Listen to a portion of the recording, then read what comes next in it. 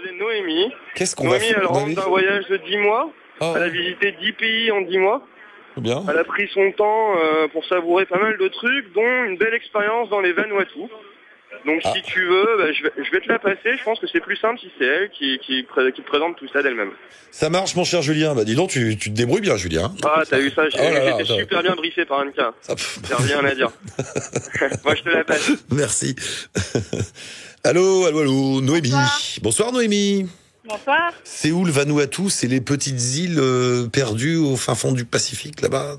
Exactement, le Vanuatu se situe entre les Fidji et la Nouvelle-Calédonie. Voilà. Donc c'est un archipel. C'est là-bas les îles qui vont disparaître à cause des changements climatiques, là, qui vont... C'est dans ce coin-là. Malheureusement, on espère que tout va bien se passer, mais effectivement, il y a pas mal de problèmes effectivement au niveau des cyclones et tout ça. Bah oui, parce qu'il y en a qui sont à peine à 1 mètre au-dessus du niveau de la mer ou quelque chose comme ça. Exactement. Et du coup, eux, pour le coup, ils vont le sentir si jamais ça fond les glaciers. Enfin bon. Qu'est-ce que tu faisais là-bas? Alors là-bas, ce que j'ai fait, c'est qu'en fait, j'ai fait un voyage pendant 3 mois au cœur des tribus. Donc immersion totale en partageant avec eux leurs coutumes. Mais ils vivent de quoi? C'est quoi? C'est des pêcheurs là-bas? Tout à fait. Ouais. Donc, ils vivent de la pêche, de la chasse. Non. Donc, toujours avec les arcs et... Non. Mais, non, mais attends, non, sérieux mais pas pour rigoler, pour de vrai, quoi. Je veux dire. Pour de vrai. non, parce que c'est ça peut paraître assez... rare. C'est très rare, je pense. Tout à fait rare, authentique, humain, et c'était une aventure absolument incroyable. Mais attends, explique-moi, parce que c'était sur une île où il reste des gens qui vivent comme ça, comme avant. C'est particulier ou... C'est particulier. Il y en a très peu dans le monde qui vivent encore comme cela. Et du coup, donc il y a plusieurs petites îles, et chaque île a sa spécialité. Chaque île a ses danses, chaque île a son maquillage, chaque île a ses croyances. Et pourtant, c'est la même République du Vanuatu.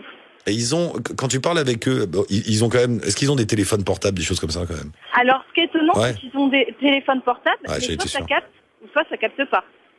Parce qu'ils ils vivent volontairement de cette façon-là, parce que j'imagine que demain, s'ils voulaient faire pousser des maisons et faire du tourisme ou n'importe quoi, ils pourraient. En fait, effectivement, il y en a certains qui le choisissent, car ils sont bien dans leur milieu naturel, en harmonie parfaite avec la nature. Ouais. Donc certains vivent encore du troc. Donc ils n'ont pas de monnaie, et ils troquent encore des mâchoires de cochon, des nattes, et contre des plantations de taro, d'igname.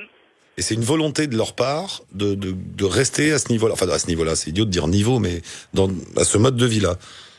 Exactement. Ouais. Pour certains, d'autres ont choisi de partir en ville, donc de travailler. Mais la plupart, ils sont bien à vivre comme ça, en fait, parce que ils ne travaillent pas, ils vivent de la chasse, ils sont en famille, et pour eux, ce sont des valeurs qui leur sont chères et qu'ils ne voudraient pas abandonner pour de l'argent. Ils travaillent pas. Ils travaillent pas. Voilà. Ils travaillent pas. Ils se réveillent le matin. Faut qu'il y en ait un qui aille chasser un pécari et roule, quoi. En fait, le travail, en quelque sorte, il est quand même là, puisqu'ils vont au jardin. Ils plantent, qu'ils enlèvent les mauvaises herbes, qu'ils cultivent, qu'ils aillent à la pêche. Donc, bien sûr. parce qu'ils construisent eux-mêmes aussi leurs cases pour vivre. Donc, ils font eux-mêmes leur maison. Ils n'ont pas d'impôts comme chez nous, d'ailleurs. Mais toi, ils t'ont accepté comme ça? Toi, t'as dit, bon, voilà, bonjour tout le monde, Alors en fait, comment ça s'est passé, c'est que j'ai rencontré une femme qui se prénommait Hélène et qui m'a permis de faire ce voyage dans la brousse, au cœur des tribus, parce que je lui ai dit que je recherchais à faire une immersion totale dans des tribus primitives. Et elle m'a permis de réaliser ce rêve.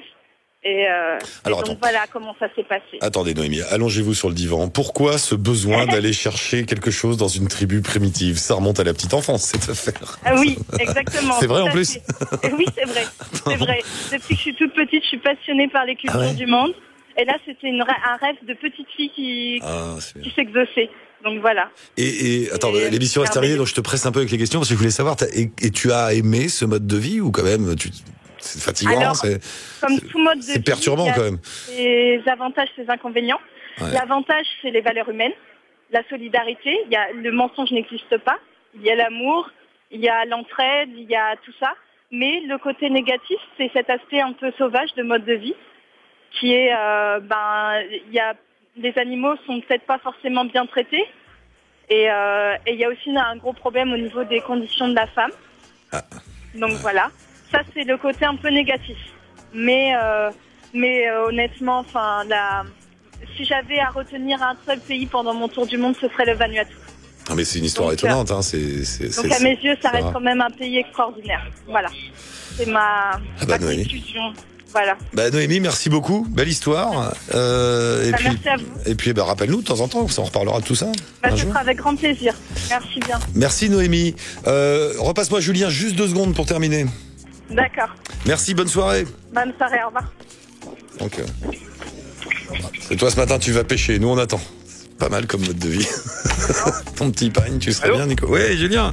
Ouais, c'est moi. Bon, Julien, merci beaucoup. Bonne soirée à vous. Je te remercie beaucoup. Bisous à toi, Anka, à toute l'équipe. Et puis, je te dis à très bientôt. Ça marche, à bientôt. Et bien sûr, n'oubliez pas d'aller faire un tour sur le site